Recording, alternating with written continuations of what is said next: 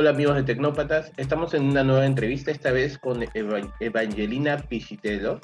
Ella es Territory Manager de Visma Latam y conversamos con ella a propósito de un tema que probablemente a muchos de ustedes les haya ocurrido a partir del home office, que tiene que ver con el exceso o esta epidemia de videollamadas que hemos sufrido, por decirlo de alguna forma, durante la pandemia.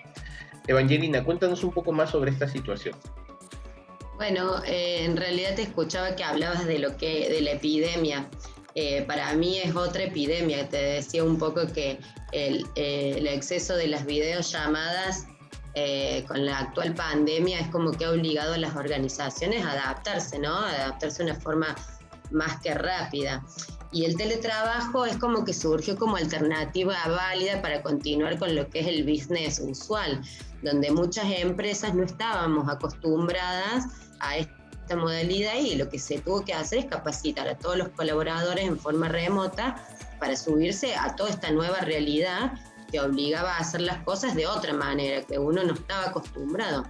Esto al principio, digamos que fue todo como wow, una novedad, y luego con el pasar del tiempo y después de varios meses empezó a generar mucha ansiedad, mucho estrés, mucha malestar en todos para las personas, ¿no? Entonces la escena se repite, es como que faltan pocos minutos para esa nueva videollamada que figura en la agenda, y es como que se empieza a hacer toda una psicosis. ¿Cómo pasó tan rápido el tiempo?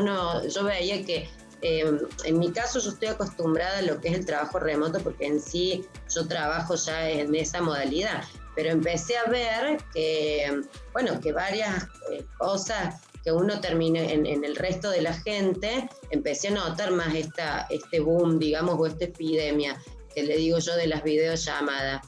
Entonces, esto que te decía, que empecé a ver cómo pasó tan rápido el tiempo, quedan varias cosas por terminar antes de entrar a una reunión, que además no se sabe cuánto puede llegar a durar. Entonces ahí fíjate que la ansiedad aumenta.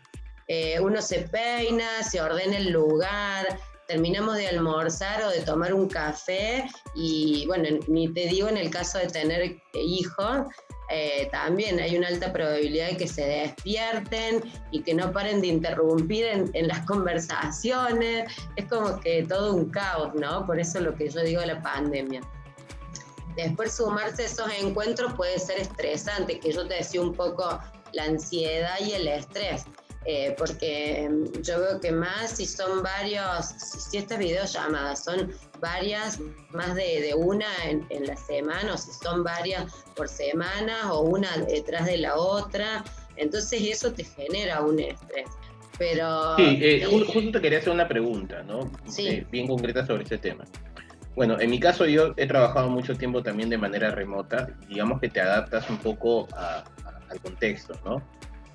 ¿Qué crees que por un lado tenemos en efecto estas constantes videollamadas, cuando yo he tenido en algún momento alguna experiencia en la cual tuve 5 videollamadas, 6 videollamadas en un solo día, ¿no? Claro. Y realmente puedes llegar a un punto de saturación, ¿no? Me tengo que conectar de nuevo, ¿no? Y hay una falsa sensación de que el hecho de que no estés en la oficina implica que estás a disponibilidad 24/7, que te puedo programar una reunión en cualquier momento del día. ¿Qué crees que digamos, respecto a la relación de trabajo-colaborador, casa-colaborador o casa-trabajador, qué ha cambiado a nivel rutinario con el trabajo regular presencial? ¿Qué es lo que ha cambiado con el teletrabajo y en efecto con este cúmulo de videollamadas constantes? Yo creo que lo principal es que por empezar, ha generado un estrés y esta ansiedad que te digo en las personas.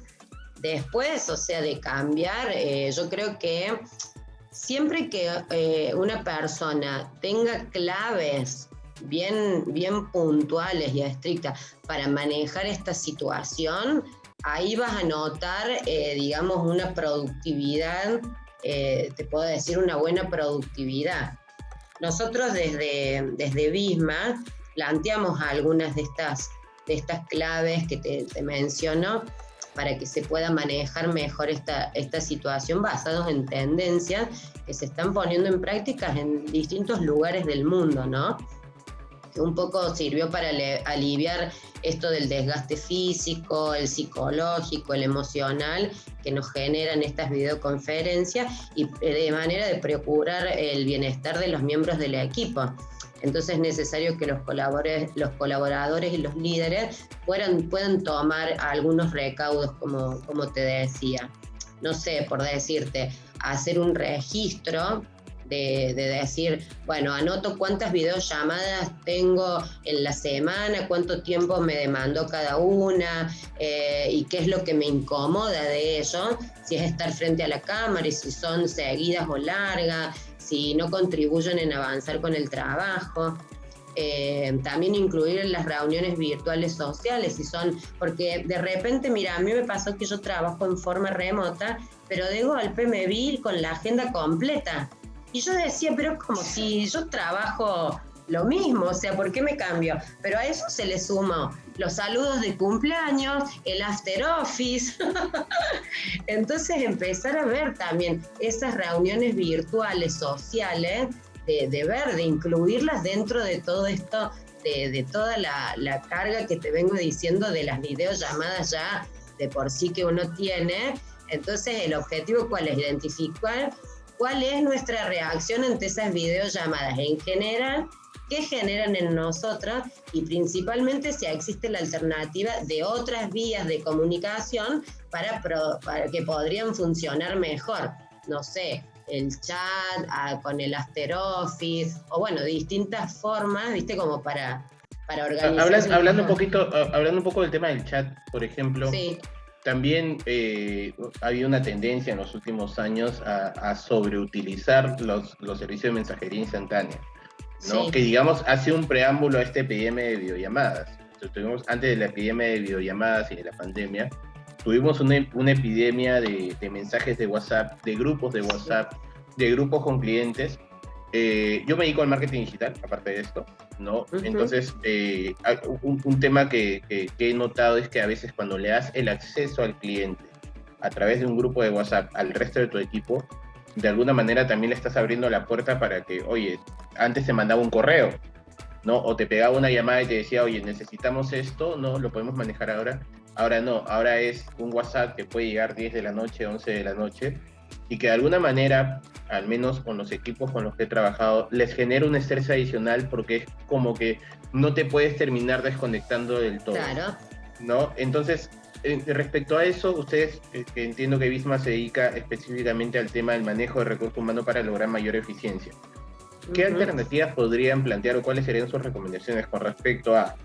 Es evidente que hay que en este aprendizaje de transformación digital están tanto los colaboradores como las empresas, ¿no? Entonces, ¿qué podrían recomendar ustedes a propósito de optimizar el uso de la videollamada, ¿no? Y optimizar también el uso de la mensajería instantánea, sea esta WhatsApp u otro? Sí, en realidad, a ver, el tema de las videollamadas, como yo te venía diciendo de los puntos que habíamos planteado en Visma, así como te decía, uno era hacer el registro, otro limitar las videollamadas también, en ese sentido. A ver, y definir como otro punto, definir que hace un poco referencia a lo que vos me comentas, definir estructuras de horarios y de duración. El tema ¿cuál es? Que en una videollamada lo podés hacer, pero en el tema de los chats, ¿qué ha pasado? Muchos empezaron a desactivar ¿viste? El tilde de onda, bueno, si no te respondo no hay problema porque no tengo el tilde si lo ves. Yo creo que la clave de todo, para todos los canales de comunicación, es armar, bueno, hablando de claves, pero es hacer estas, no sé si claves o estructuras de decir, bueno, hago un registro, limito las videollamadas, defino estructura de horarios y de duración, disponernos con empatía, o sea, siempre es bueno antes de ir al tema central de una reunión saludar, bueno, etcétera, hablar solo si es necesario, cubrir la propia imagen, y después, bueno, qué sé yo, recapitular, hacer un break, establecer y mantener una rutina. Yo creo que esos puntos son los principales cada uno, bueno, tiene un detalle o un desarrollo de cada punto que yo te planteo, pero esas 10 claves son importantes para manejar, yo te diría, esta epidemia en general. Llámale chat, llámale videollamada, llámale Zoom. Pero yo recomendaría, si estas 10 puntos que yo les mencioné los manejan, creo que eso va a ayudar a minimizar este estrés, esta ansiedad, esta saturación, y eso va a generar de alguna manera, porque va todo de la mano, mayor productividad. O no sé si una mayor productividad en algunas compañías, pero en otros al menos una buena productividad. Entonces eso te va a permitir organizarte, ¿no? Creo que la clave está en eso. Un poquito para terminar, y quiero ahí tu opinión sobre esto. Lo que pasa también es que para algunas empresas que digamos no habían hecho un tema de transformación digital, no habían digitalizado procesos, en las cuales, sobre todo acá en Perú, el tema del teletrabajo se ha masificado a partir de la pandemia. No era algo tan frecuente, ¿no? Salvo en algunos sectores muy específicos, como puede ser el tema tecnológico o el tema del marketing, o del marketing digital. La mayoría de empresas tenían todavía las oficinas en las que tenías que estar sí o sí tus 8 o 9 horas, ¿no? Sí. ¿Qué le puedes decir o qué le dirías a las empresas que de repente, al momento de pasar al teletrabajo, sintieron que perdieron control sobre el trabajador, sobre el colaborador, y por tanto necesitan ese tema de un reporteo constante, un micromanagement de te escribo cada 20 minutos para saber qué estás haciendo? A veces el temor es, ok, yo puedo, digamos, limitar las horas, tanto las horas en las cuales me comunico contigo a través del chat o a través de videollamada, ¿no? Y el temor es, oye, mi colaborador antes, o digamos, en mi idea habitual, yo le podía escribir a las 8 porque finalmente está en su casa, le puedo escribir a la noche, o sea, no es que tenga otra cosa que hacer, por decirlo de alguna forma, ¿no? ¿Cómo les explicarías el tema de que la salud mental o la tranquilidad del colaborador, ¿no? Y de tu equipo de trabajo termina generando más productividad, incluso si es que tienes menos horas de contacto? Mira, en realidad, a ver, todas estas modificaciones en la forma de trabajar y por la situación de la crisis de salud en general van a generar y han generado incertidumbres, temores, angustias, o sea, el rendimiento no es el mismo cuando la gente está preocupada, ya sea por cuestiones laborales o familiares. Entonces, en este nuevo escenario, recursos humanos tiene, digamos, el rol, te diría, el principal y el fundamental. O sea, lo principal es preocuparse por mantenerse unidos y en contacto a los equipos. Yo creo que hay que tratar desde recursos humanos tener eso, tener una iniciativa que tiene que impulsar. Esa iniciativa la van a tener que impulsar con todos los líderes de todas las áreas de la empresa. Y esta unión debe propiciarse tanto en las actividades laborales que hacen el negocio, como continuar con el business usual, como en otras que solo pretenden fomentar el crecimiento, el entendimiento y la empatía de los miembros del equipo. Yo creo que el objetivo de recursos humanos ante esta situación de recursos humanos y en este momento tienen que continuar con el business usual, colaborar con el acondicionamiento de los nuevos espacios de trabajos, en oficinas, en los hogares, en las plantas, en lo que es home office, elaborar un programa de espacios de encuentros para un mejor entendimiento de los equipos, contactos periódicos pautados, de corta duración, planteando temas no laborales que ayuden a conocerse y entenderse más. Eso también es como que descomprime, ayudar a los líderes a comprender a la gente, a flexibilizar pautas rígidas. En momentos de crisis es como que esta rigidez no necesariamente contribuye a una mejor performance, ¿no? Entonces yo creo que ante esta situación la inteligencia emocional se pone en el centro de la escena. El rol de recursos humanos es clave, va a tener que crear todo lo que sean programas para facilitar que los líderes puedan conectar empáticamente con los colaboradores, desarrollar capacidad de reconocer tanto los sentimientos propios como los ajenos, que es lo que venimos hablando, temores, angustias, expectativas y todo lo que se venga a la cabeza, entender a la gente para poder ayudarla a cumplir los objetivos de negocio, que no se desvíen de ese punto, ser más flexibles en los límites de horarios, en las fechas de entregas, para descomprimir presiones en los colaboradores y motivar a los equipos en este escenario particular. Entonces, recursos humanos yo creo que debe proporcionar momentos de encuentro para que cada uno cuente cómo es su realidad diaria, los malabarismos que realizan para las tareas laborales y del hogar, y colaborar con las personas mayores en la familia, con los niños, con las tareas.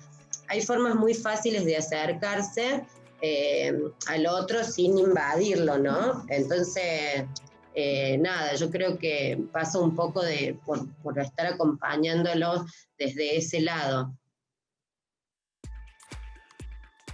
Perfecto, Evangelina. Esa era la última pregunta. Te agradezco, Bueno. te agradezco por el tiempo. No, espero que conversemos más adelante sobre estos temas porque de hecho es fundamental. Sobre todo, más allá de la productividad, es importante, creo yo, que haya siempre un buen espacio de trabajo donde todos puedan dar lo mejor de sí mismos. Te agradezco nuevamente y bueno, a nuestros amigos de Tecnópatas, gracias por seguir esta entrevista. Recuerden que nos pueden seguir en nuestras redes sociales. Esta entrevista la pueden encontrar luego también en nuestro canal de YouTube. Gracias, Evangelina. Bueno, gracias, que esté muy bien, adiós. Hasta luego.